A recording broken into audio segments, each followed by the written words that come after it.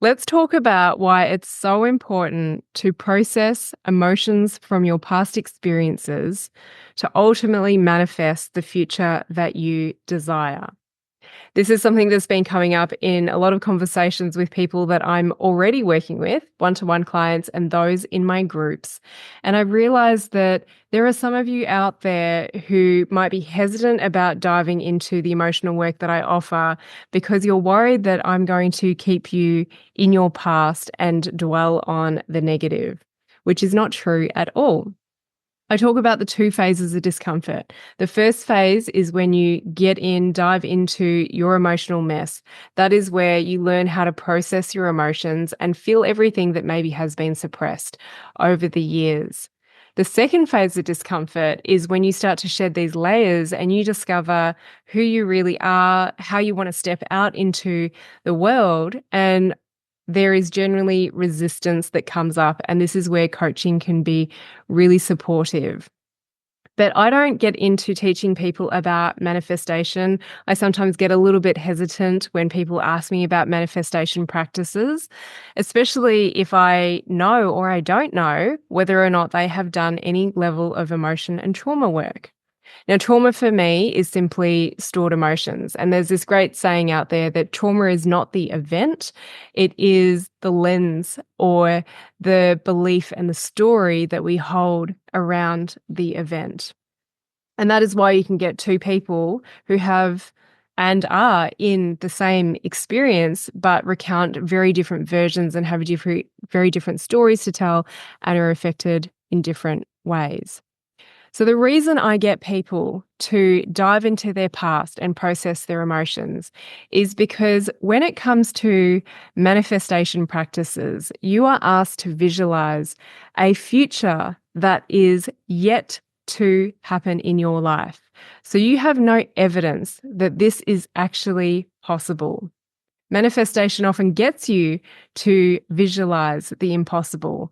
It will ask you to embody a future version of yourself, which means what do you look like? How do you move? How are you speaking? And most importantly, what do you feel? What emotions are you feeling when you tap into that future version of yourself that you are yet to have evidence for that this is possible? So, as you can imagine, something that you're yet to experience is very hard to bring in for many people. So, that is why I get you to process your past because you know that you have experienced these things from your past. You have evidence that you were actually there, that you went through this, but maybe what you haven't done is allowed your emotions to be felt and processed in the moment. And it's never too late. And I teach you how to do the release process so that you can access these emotions and let them be felt.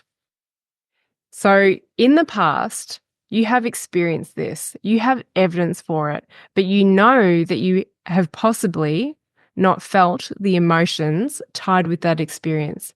Now, this is negative experiences, but it is also positive.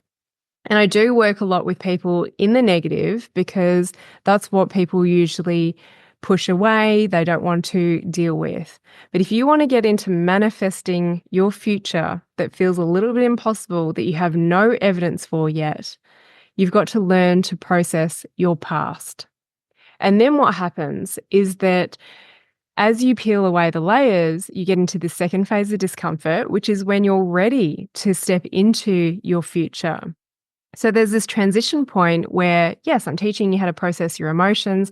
It's still really valuable, but we don't stay there. We transition into creating a future vision for yourself that changes who you are in the present.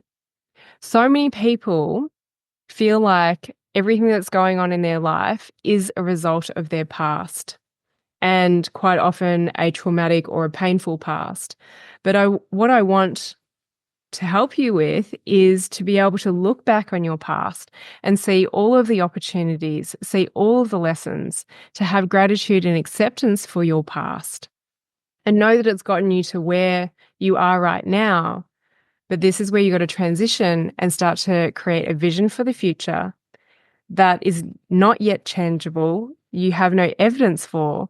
And now you know how to tap into feelings, emotions, the embodiment of that future version of yourself that moves a certain way, looks a certain way, speaks a certain way, and feels a certain way. So I love manifestation, but I see it fall flat on its face for some people because they have not had an ability yet to really feel the negative and even the positive stuff from their past. So if you're really keen on manifestation, quantum leaping, and collapsing timelines, I would love for you to learn to really embrace your past, process your emotions, and that is when you can really move fast in ways beyond what you ever thought was possible. So if you're keen to learn about manifestation, come and join me on the Next Release course. I run this once to twice a year. It is open for a limited time. The next one is going to be February 2025.